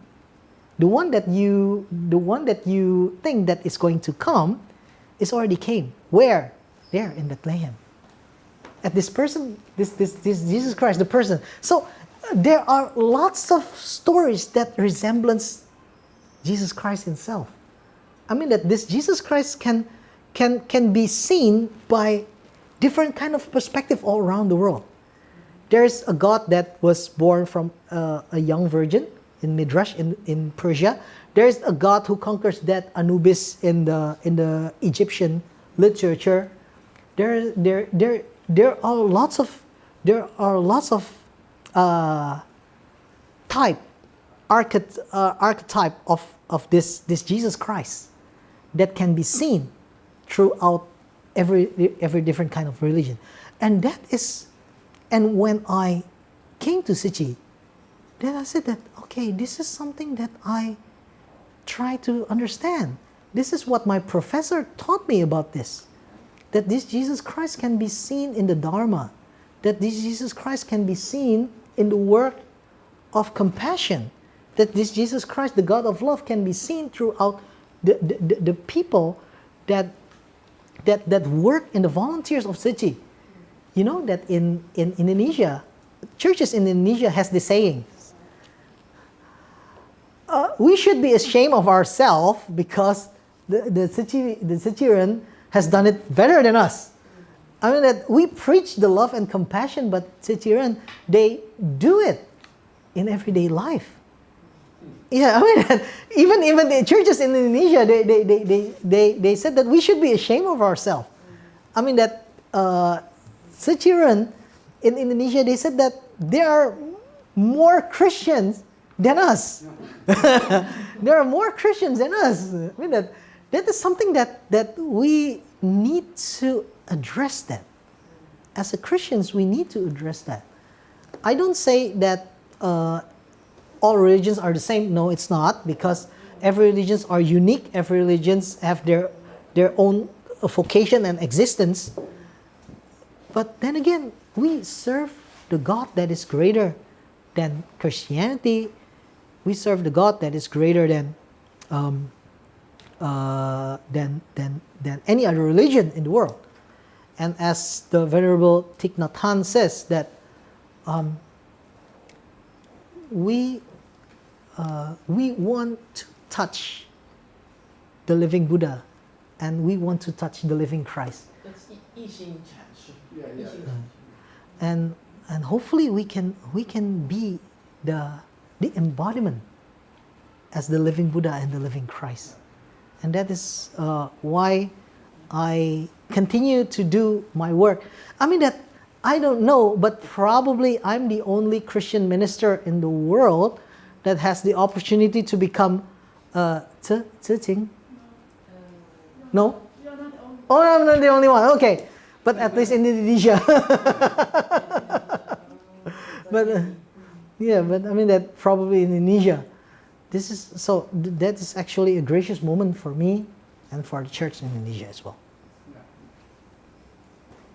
Yeah, many of our students are senior Tzu volunteers. Oh, okay. But they have some questions for you. Yeah. 这些同学们， Uh-huh. 有没有要跟他那个 interaction？ 老师，你要帮我翻译吗？或者是就是刚刚那个譬喻啊，我觉得是很感动的。但是他前面是说刚开始有两个，就是一个是 priest and Levi， 他们都高高在上，但是这些神职人员为什么会把他们当作是高高在上的？在这个故事里面，把他们当作是高高在上的人，那这样子对他们的信徒会不会有什么不好的？当然教义是说那个萨满，就是他是很慈悲，还有那个叫做什么旅社的那个人很慈悲，但是他另外刚开始很高高在上的其实是神职人员，为什么会这样子？Because 他们的社会地位都是高高的。The priest have all the power. The caste system. 那个犹太人也有那个阶级呀。对阶级。然后 priest 是社会地位很高的。priest 他们犹太教也有他们的 priest。犹太人他们的社会地位，就是他们是正统的那个血统嘛，他们会认为他们才是犹太教。可是通常神职人员应该是学到的是慈悲对任何人的，但是在这个故事里面，他们就是前面说他们就是走经过就不理那个人啊。那等一下，那问题请让牧师回答啊。我的部分就是人性跟神性的差异啦，就是说神要我们学习神性的部分，神的特质就是爱。那人有人性的软弱，这个是我自己在读圣经的感觉。对，因为那些 priest， 那个耶稣要强调那些 priest， 那些教会里面的阶级，因为他们都是犹太人，对不对？除了 Samaritans 以外，不，反正那个 priest 他们只关心他们的 law， 然后 like 圣经说什么都说什么，穿什么，吃什么。教条式的那种信仰。对，不吃猪肉，要留胡子，要不能剪那个嘛，这个。对。那个头发不能剪，你知道吗？对。黑色的衣服，他有一大堆 ，there's all this laws。Oh yeah, the law. The Leviticus law， 所以不能吃这个，不能。后来耶稣说 ，eat whatever you want。后来他说你爱吃什么都吃。They have 613 laws. 对，那个 law 613 exact laws. Do this, do that, don't do this. Don't do this, don't do that. Especially, they have this religious law, they have the civic law, the society law, and then they have the Torah. The Torah is the 10 Commandments. The 10 Commandments. So basically, 613 exact laws. And mostly it's like, it doesn't even make sense for us nowadays. I mean that you cannot cook. You cannot cook meat with milk. So hamburger is out of the question. No hamburgers, no cheeseburger. So it is out of the question because it's meat and milk. You know, the cheese, right? It's out of question. 规律吧。对，他那个600多条的那种成文法的原因，就是那个法是很很清楚。It's in the Bible， 你可以看。但是在我们佛教的那个戒律是对自己的。那如果说牵涉到别人，其实是就是刚刚说利他嘛，其实后面的故事其实反而是我们的戒。是啊，就是说他那个法律里面为什么规定那么细啊？什么煮饭的规定，因为他们以前卫生习惯不好，就是那个教会有扮演一个在教育他们的功能啊，所以就会教导他们要怎么生活。他们卫生，因为他们没有很多人都有受过教育，所以那个教会里面的文士有一些他们就是比较读书比较知识丰富的人，顺便也有兼顾这个社会里面的教育的责任哦，所以他会法这么多条。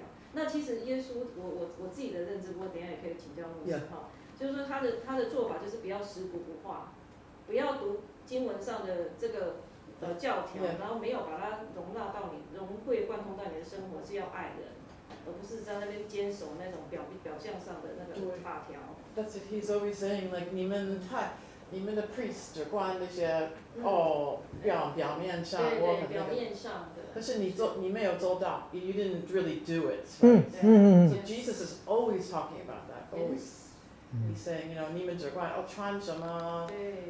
星期天，尤其是法利赛，星期六不能工作吗？礼拜天不能工作，还是不能这个 ？All these 很多规律。Yeah. 我就说，可是呢，最重要的是爱。对。Things like the Pharisees, they want to appear they are holy. Okay, I want you to see me as a holy person, right? So when I walk in the market, so when the Pharisees walk in the market, he sees a beautiful lady over there, he would turn his eye. I don't want to see. Okay, just like that. Okay, I don't want to see. But Jesus criticized them and said that when you see a beautiful lady over there, it's not what you must have is not look to the other side, but you need to have a clean heart. If you look to the other side, but you still have a dirty mind and a dirty heart, it doesn't even make sense. That's what Jesus criticized them about that. 就是从你的心里去改革，而不是从你的行为去假装啊。行为上假装好像是很 OK， 而事实上心里是很哈的。So he's talking there. And then there's this law of tithing. Tithing is like 10% of your income must be given to the temple at the time. Okay? And the Pharisee says that you need to pay the tithe to the temple. Okay? And the poor will say that if we pay the tithe to the temple, then we cannot take care of our parents. And then the Pharisee said, you don't have to take care of your parents. You need to follow the word of God. You need to follow the law. And Jesus said, no. Okay, take care of your parents. Okay? The temple can handle itself. So that's why Jesus is so unpopular during that time. The Pharisees that said that you cannot eat this, you cannot eat that, you need to wash your hand, you need to do this and do that. And Jesus said, just eat whatever you want. Okay? And he did. He said, if you want to eat meat, that's good. If you don't want to eat meat, it's also good. I don't know if you would eat pork exactly, but No, they don't. I don't think they have pork. Yeah, exactly. I don't think they have. But yeah, so that's why he's really revolutionary. So that's why they killed him. that's why they kill him. Okay. 所以要判死刑哦，因为那些 priest 不喜欢他。判死刑哦。And the priest, according to the Jewish tradition, those priests actually know that there's going to be the Messiah, but they just don't want the Messiah that cannot be handled by them. That's right. Right? I mean that okay, this one is going to be the Messiah, but I need to control him. If I cannot control him, then he's not the Messiah then. Right? Messiah 是救世主的意思，救世主。在旧约老早说有 The Savior. Okay? They hope that the Messiah will the promised Messiah. The common Israel people thinks that the Messiah will help them overcome the Romans. Okay, but the priests at that time, they live a good life during the Roman occupation. Okay, they live a good life. They don't have problems with the Romans. The Romans thinks that, okay, everybody, you need to do this. Okay, good. Okay, we will do that. As long as they live a good life. But this Jesus Christ came and said that, well, yeah, of course, it's not about who's going to rule in this land, but God who's rule in our heart. That is what Jesus, that was the center of Jesus' teaching. But the people wants, come on, let's do this rebellion. And then those priests will say that if this guy doing this rebellion, it's not going to be good for us. Because the Romans believes in us to control the people. If we cannot control this Jesus Christ, then it's not going to be good. It's not going to be beneficial for us. 就是说那个因为在旧约里面有预言，就是说会有一个马赛亚，就是救世主嘛。然后他们就是说他们被罗马统治的时代呢，他们会希望救世主当然是很强壮勇健，可以帮他们打败罗马。但是其实有地位的人并不是这么想，有地位的人他坐享其成，他现在有是一个利益的这个，就是他现在就是本身就是一个有既得利益对，就是既得利益者，所以他并不愿意改变现状，所以他也想要控制这个马赛亚，这个耶稣，他认为就是说如果是他的话，他们是想要掌控他，所以这个时代有这样的背景，所以那是人的心啊，人的心，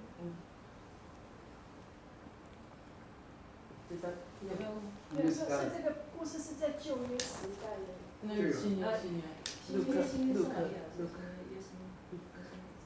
意思是路加福音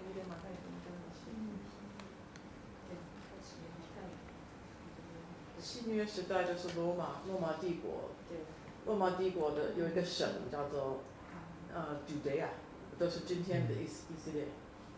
所以以色列本来是罗马帝国的一个省。Oh yeah, and Suche, answering your question about how the church will, how the church will handle this. I mean that probably if Jesus Christ is living at this present time, he will be here, like with all the Suche volunteers doing his work, and then the church will ask, who is this? This is not the Messiah. This is not Jesus Christ. I mean that. Well, I do believe that Jesus is a man of action. The calling to an act is actually doing what's actually work. I mean that if Jesus is living in this present time, I think that Jesus will be here with the Suchi volunteer to do what is good. And because as one of the thinker in Christian apologetics, Ravi Zacharias, once said that mostly in the church, Jesus is seldom recognized. I mean that churchgoers seldom recognize Jesus in the church. You know that because we are busy doing our sermon preparation, Sunday service, and all of that. So we miss what is actually important of the teaching of Jesus Christ. 就是当一个牧师，或者是我在做基督徒的信仰，可能都是在忙着那个主日礼拜里面的崇拜然后牧师就准备他的讲道见证。但是就是说，在实际的这个付诸行动的在生活里面去表彰那个爱的行动部分，可能才是重点。我们通常都会忽略它这样子。有没有其他的同学？ I appreciate your sharing because you're asking a very good question. Is if the Jesus present in here right now, and what he will be think about. I think every religion's people needed to do such things to think about their God or their photo, what he think. He's right now in here and doing what he should do, and everybody can follow. Yeah. Thank you. Thank you. 谢谢感恩。 So do you have any conflict? You as a pastor and also as a Yeah. Jesus said, why you can eat, but we promote. vegan diet. So there difference. I think there should be some struggle inside your us. Well, actually, some people do ask me. Some people do ask me, but I don't mind them. I mean that who cares about them? I mean that they are not building what's good with me, right? I mean that as long as my family support me, as long as my church supported me, as long as my school supported me, and becoming who I am, as long as Sangren supported me, I mean that I get this. A couple of months ago, I went to Sangren's abode and reporting and sharing my life. They give me like 10 minutes to share about my life.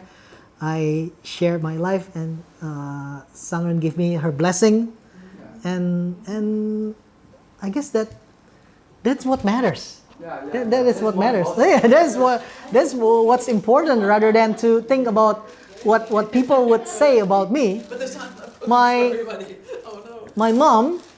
My mom give this word a couple of years ago. When I came to Sichi, my mom told me, "Please don't be a Buddhist." my mom says that. Please don't be a Buddhist. So you're born in a Christian family? Yes, yeah. I was born in a Christian family, but this is something that I told my mom. This is something that I told my mom. I said that, "Mom, I believe that each and every one of us were called to do our vocation, to do our job, because God called us to be.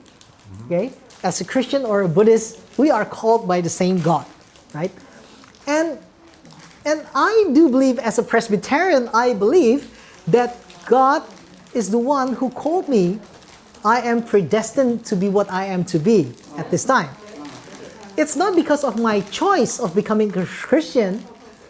It's because of God's choice in me that I'm a Christian. That's what the Bible always teaches us, that it is not you who choose me, but it is I who choose you. That's the basic principle of Christian soteriology. So I said that, "Mom, if I became a Christian according to what I choose to become a Christian in the morning, and I will lose that in the afternoon." That's what I told my mom. I mean, that it's not because of my choice to become a Christian, right? I believe that it is God's calling. God called me to become a Christian.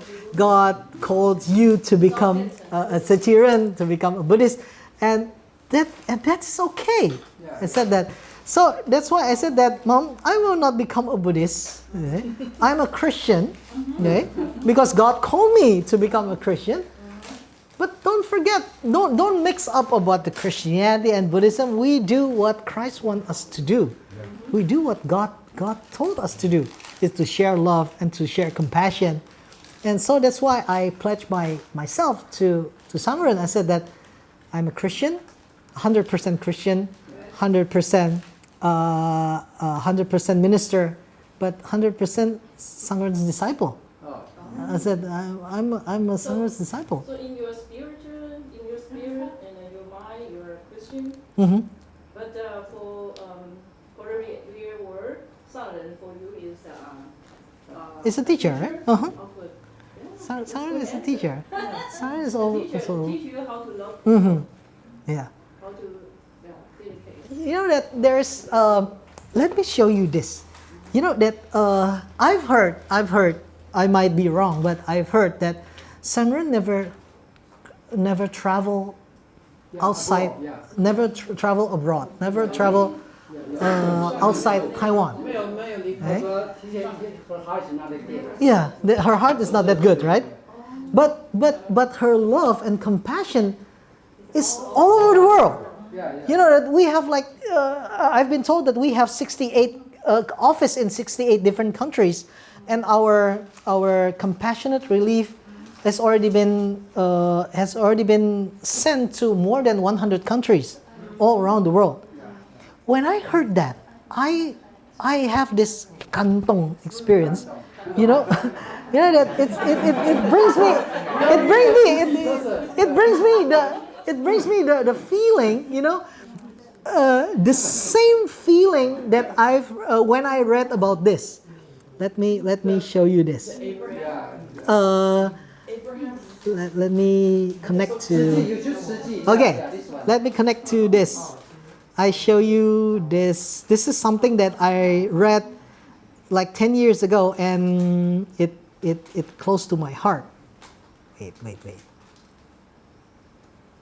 Yeah, the internet service is not that good sometimes. Oh, okay. But you can try. Okay. Or I can. So it's a video on the website. Oh, wait. Let Yeah, me. this one. It should be 吃鸡. Let's see.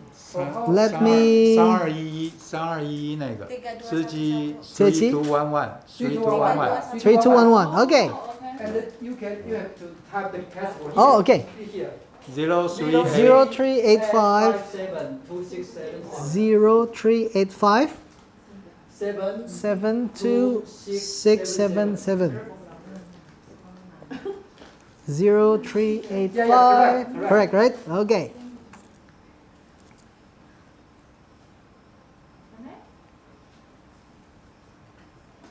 Okay. Yeah. Let me read this for you. And this is something that really James Allen Francis, One Solitary Life. This is something that I read probably 10 years ago. Wait, not this one. One Solitary Life. And oh, no. Oh, I think I read that before. Never mind. You can send it to us. Yeah. 它是个牧师的开始。 Okay. Oh.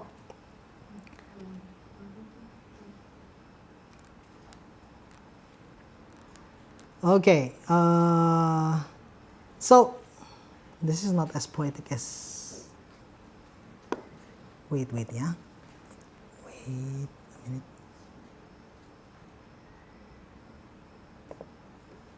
Let's see about this. Okay. I cannot. One Solitary Life. James. One Solitary Life. Okay.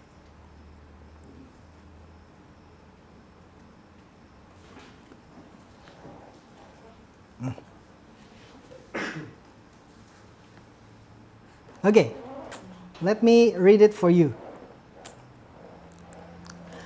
This is a story about Jesus Christ. He was born in an obscure village, the child of a peasant woman. He grew up in another village, where he worked in a carpenter shop until he was 30. Then for 3 years, he was an itinerant preacher. He never wrote a book, never held an office, never held a family, or owned a house. He didn't go to college, never visited a big city. He never traveled 200 miles from the place where he was born. He did none of the things one usually associates with greatness. He had no credentials but himself. He was only 33 when the tide of public opinion turned against him. His friends ran away.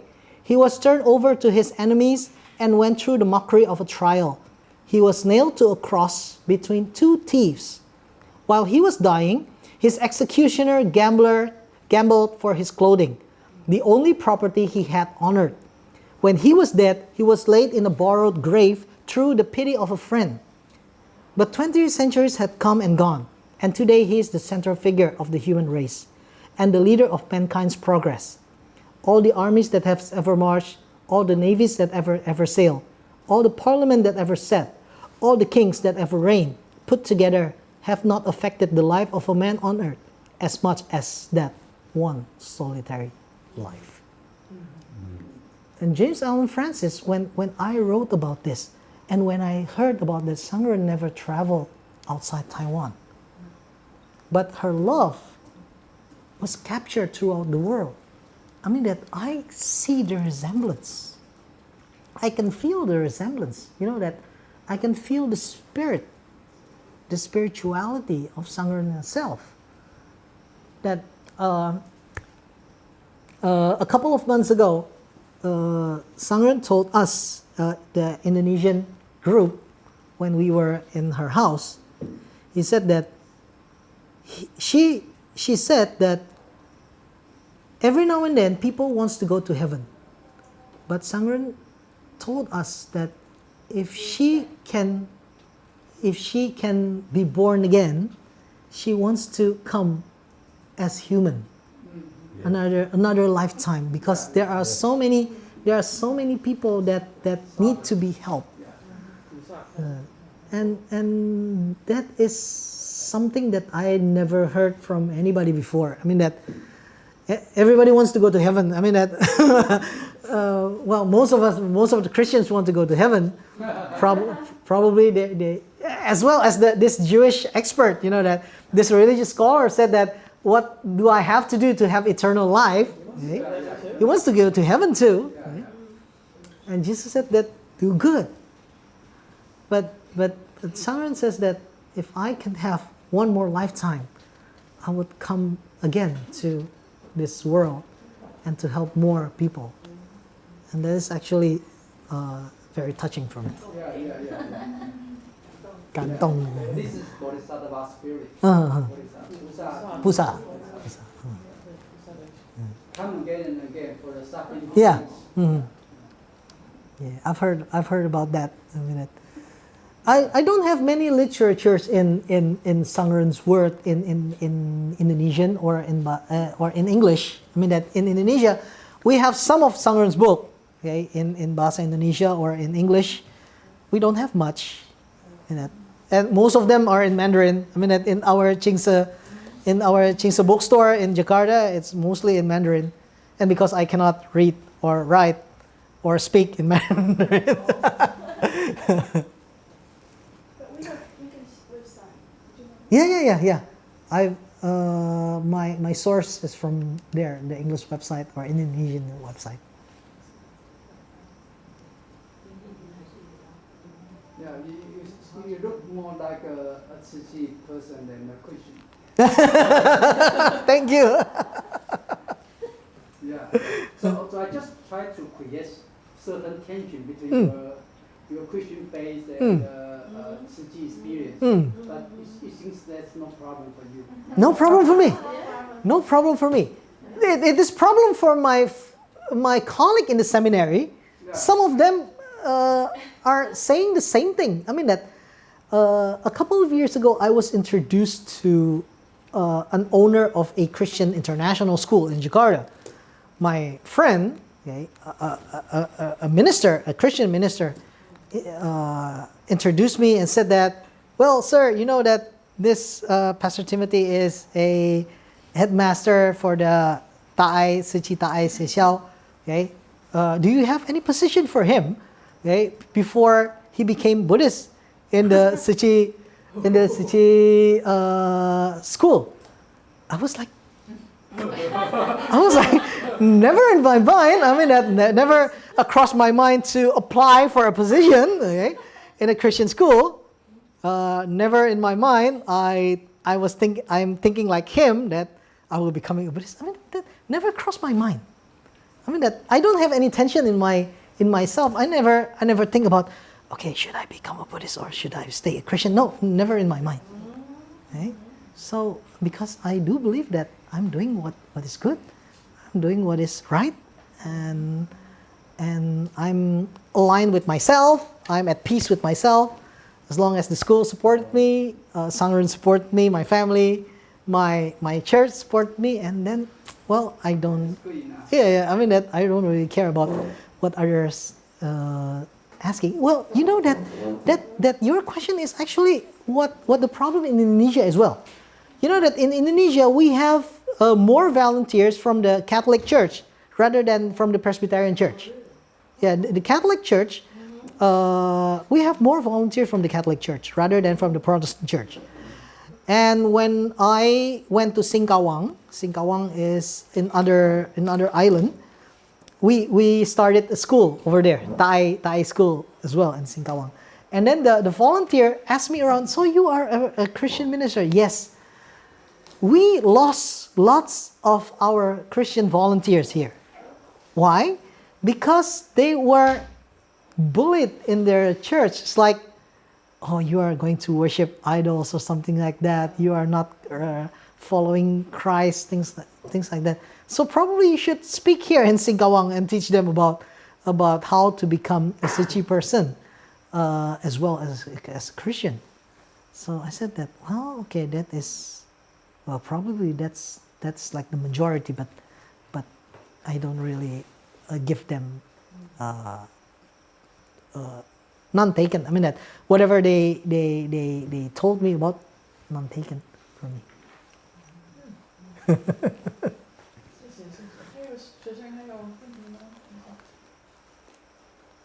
But I think they are not just religious difference, but cultural difference.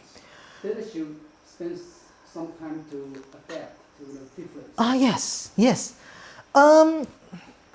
Theological difference. There are theological difference, of course, right? I mean that I still believe in the eternal life. I mean that I respect the idea of reincarnation. I respect the idea of the reincarnation from the Buddhists. I still believe in the finality of Christ, and then there's an eternal life, but it's not bothering me. I mean that for me personally, it's not bothering me. But the cultural differences, not. Suji actually basically follows Chinese culture. Well, because I came from a Chinese family, okay, I don't mind about it, and so culturally, I feel at home. Culturally, I feel at home. There are some of the practice that I'm not familiar with, but I can become part of it and then try to blend in. I mean that as well as learning to become a vegetarian as well, right? I mean that right? Learning about to become a vegetarian as well, and well, yeah, I do enjoy it. I mean that I do enjoy this living. Okay? I do enjoy this living, and in my church we discuss about Sangren. We discuss about what Suci in Indonesia is doing for the society, and you know that Suci in Indonesia nowadays we are helping the biggest Islamic association in Indonesia, the Nahdlatul Ulama. They are like building a university in Central Java or something like that, and Suci, the foundation, is helping them. And I said that whenever Suci Ren came, and everybody is like opening their hands towards them. So that is something remarkable. And yes, I don't have the conflict. I don't have inner conflict. Still, I guess that some of them, some of the Christian teachers in our school do have inner conflict, of course, but I'm not. I mean that even the what do you call that? Kalau pemerhati sekolah apa lo? Kayak seku gitu. 是陪伴。我们有学校有2位师姑是陪伴我们学校的，是从基金会那边来的。师傅吗？师姑。师姑哦。就是志工，因为我们印尼那边没有师傅。应该是都没有。志工啊，都没有师傅。She asked me this when I came. She asked me this. Said that my daughter married a Christian. Okay, my grandson. I want my grandson to go to school at Suci. My son-in-law says that no. Okay, my grandson is going to a Christian school. That's right. And then she told me, why? And how on earth you, as a Christian minister, you are here? And probably you should talk to my son-in-law.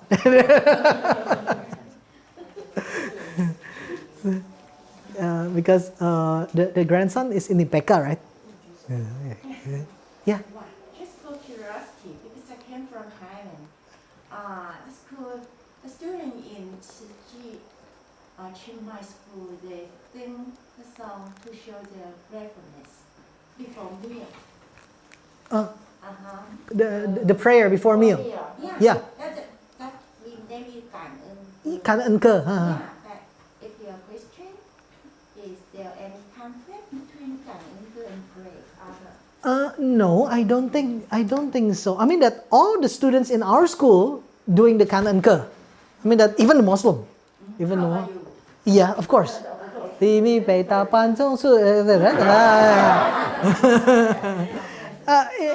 single grain of rice is the work of many people, right? Yes. Right? I mean that it is something that is actually teach me about the greatness of work. I mean that people actually work for this rice that we can enjoy. I mean that, Show our gratefulness to every single rice. yeah, every single rice. Okay, so yeah, I don't see the conflict over there. If there is a theological conflict, for me, I don't want to debate it. I mean that I just accept it. Yeah. I mean that I just like this parable. I mean that for me it's not debatable. I mean that it's let's accept this. That's becoming a vessel of love, rather than to debate just like this religious scholar. I mean, because of this theologically this is not right or something like that. I don't want to do that. So I expect that I accept to Kan'an Ke. And before the pandemic, this is also touching for my heart. Before the pandemic, Chen Sefu went to Jakarta. I remember her. The other one I don't remember. Probably Pan Sefu. Probably. Pan Sefu. That's another point. Yeah, I mean that probably. I mean that I remember only Chen Sefu. You know, Chen Sefu is like the with the glasses, the one small with smile with a big smile. Okay, I remember her. Okay, the group from Taiwan came to our school, and Chen Sefu gave a speech, and then we give them the tour. Okay, throughout our compound. You know that we have this Ta'ai village, right? You know that Jakarta. Okay, so in our village it's like school, and then the housing, and then the hospital, and stuff like that. Okay, so we give them the tour. Now there's one Sijie from Hualien. I forgot her name. I actually forgot her name. She spoke to me. She spoke to me in Mandarin. I said that, 我中文不好. And she speaks to me in English, and she said that you have a good English language. Okay, where do you study? Well, I study here and abroad. What subject? Christian religion, theology. And then she asked me, so you are a Christian? I thought that it was supposed to be a Christian. Yeah, as a matter of fact, I'm a Christian. As a matter of fact, I'm a minister. A Christian minister. Oh, okay. Here in Suchi, he said that, yeah. And I was like, why? Okay, but, okay. Oh, okay. You joined the Cinta early in the morning? Yeah, of course. I joined the Cinta early in the morning. Yeah.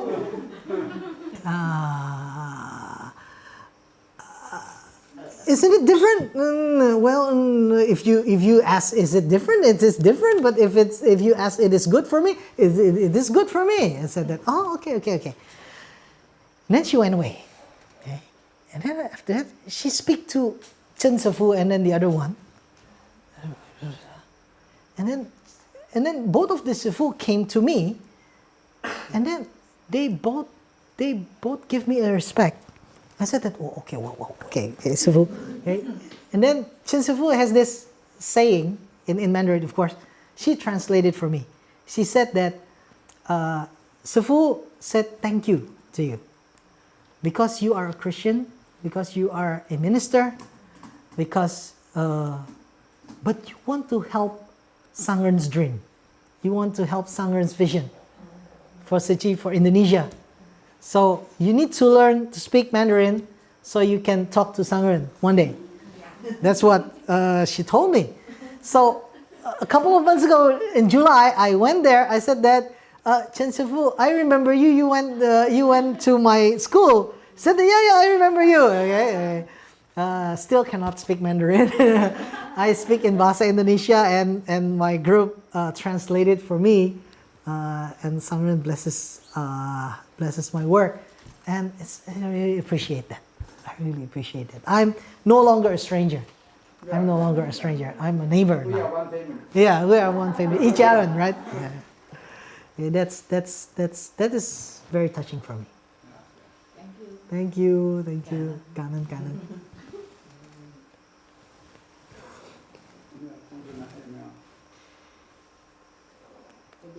Yeah. So, let's say there's a scenario where there is like this. There's someone, maybe we going back home, and there's nobody on the road, but there's someone like needs help. I believe every one of us, we will not think and we will help them. But most of people outside there think like, this world is already broken, so maybe if you stop, someone will come up from behind with a knife and ask for your money or something, so don't help that guy. So I think many of people out there will think this way when they find this scenario in their life. So how can we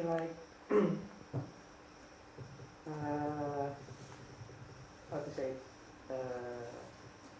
What should we do? How can we, how to say that?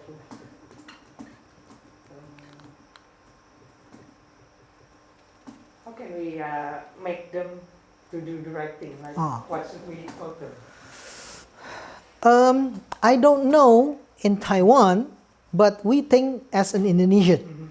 Right? We think as an Indonesian, if we stop, then we will get robbed. Right? I mean that in Indonesia, not bad-mouthing about my country, but the crime is actually high in Jakarta. A couple of months ago, one of our teacher was, her sling bag was cut. A sling bag was cut when she was riding a bicycle. Ibu Sulaste. She was riding a bicycle at 6 a.m. in the morning, like a morning ride, cut the sling bag, take the cell phone and all the cell phone and the wallet and stuff like that. Okay? That's how dangerous it's to walk around Jakarta. Now, that is actually a good question. I don't know the context of Taiwan. Would you stop to help if there is a person that is neglected by the side of the road? I don't know. In Taiwan, will you stop? I don't know. I don't think that we will stop in Jakarta, because the chance of getting robbed is bigger in Jakarta. But then again, I do believe we need to at least do something. If we cannot if we cannot help them, probably we can call somebody, the authority, something like that. But again, in Jakarta, many people are stopping. Okay. I had an accident 2 months ago. Here's the scars. I had a motorcycle accident 2 months ago. Well, actually, people are stopping. People stops. Somebody gave me a mineral water. Here, get something to drink. Okay.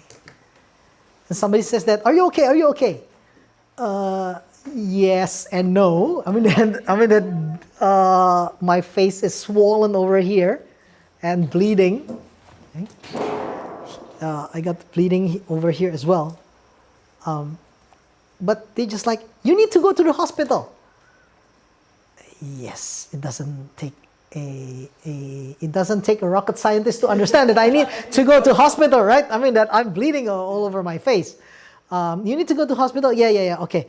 I just want to sit, I just need to sit down first. So I sit by the side of the road. All those people said that, are you okay? Are you okay? Yes, I'm okay. Okay, okay then. And then they left after 5 minutes. I guess that is something that we need. That when all people come together, at least we can do something. But if you are the only one who gets over there in Jakarta, I don't think it's safe. I truly think that it's not safe in Jakarta. But thankfully that people in Jakarta came all together, like 10 or 20 person came to me and gave me something to drink and said that this is the nearest hospital. So I take my bike and my motorbike.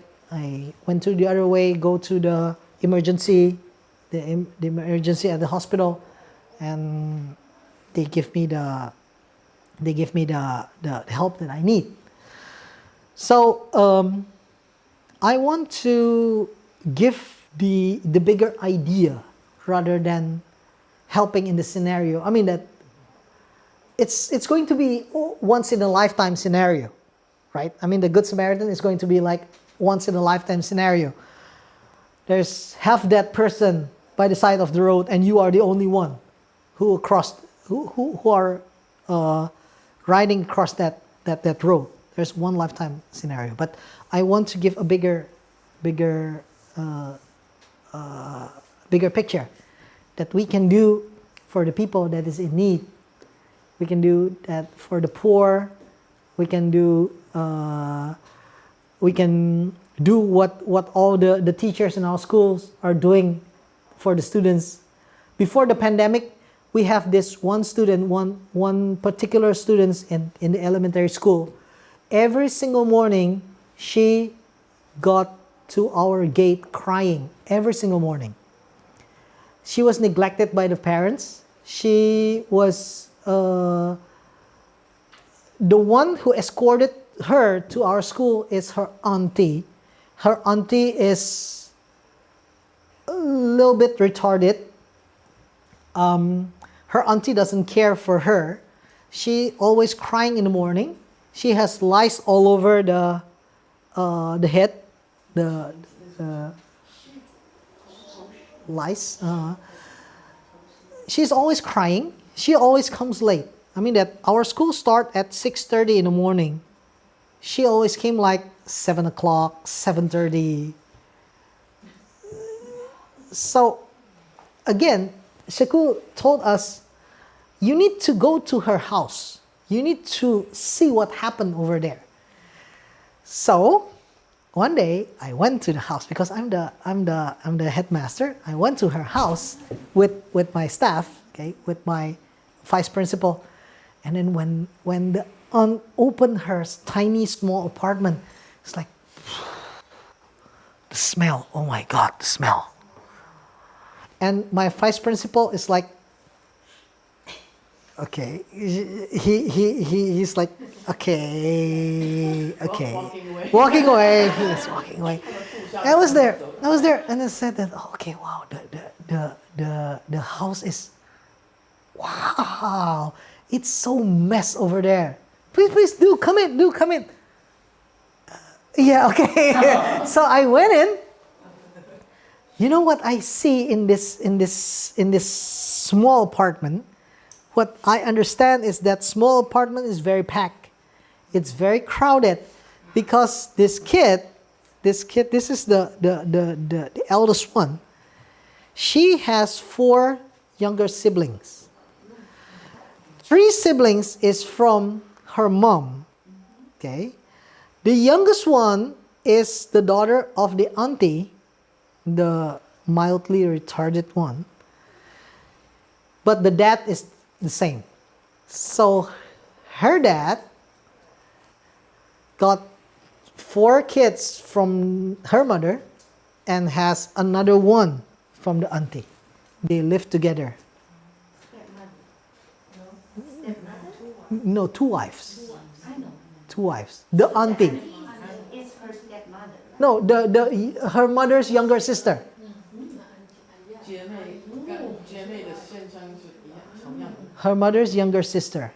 It's and those kids know that the younger one, the younger sibling, is actually their dad's own daughter. So it's kind of a dysfunctional family, and the apartment is filled with cockroaches. Many cockroaches, small cockroaches. I guess that I still have the video. Yeah. Shaku came over. I told her. She doesn't believe me. She didn't believe me at that time. She went over. She's like dropped dead in front of the door. It's like, oh my God. And then she told me, okay, as a Suchi volunteer, tell to your teachers who wants to clean the house. Who wants to clean the house? Ask your teacher who wants to clean the house. I said to her, nobody would want to do this, Saku. Okay. So I told my teachers, this is mandatory. Okay, this is mandatory. We are going to spend our weekend cleaning the house. Saturday and Sunday, 2 days. And every one of them said that this is going to be crazy. But the teachers from the elementary and the teachers from the kindergarten, because the siblings are in kindergarten and the elementary schools, approximately 75 or 80 teachers went to that house. Okay, and we like take all the garbage out. Okay, bring all those garbage. You know that spring bed. You know that the bed. It's nasty. I mean that the bed. There's food over there. This is leftover food in this bed. This side of the bed, and there's what do you call that? Pampers. Oh, 就是尿布。Yeah. And on the other side of the bed, you know that this is leftover food. This is the Pampers. Oh yeah. Thank you. Karen. See you next time. Bye bye. Thank you. 谢谢. And bye bye. And we carried things out. We do the painting by ourselves. You know that we brought paint. We paint the apartment. It's like the most horrifying 12 to 15 hours in my life, you know, to do this. And all of our teachers, one by one, they collapsed and says that I need to go home now. I cannot handle anymore. Okay. But the apartment changed. You know, the apartment has been changed.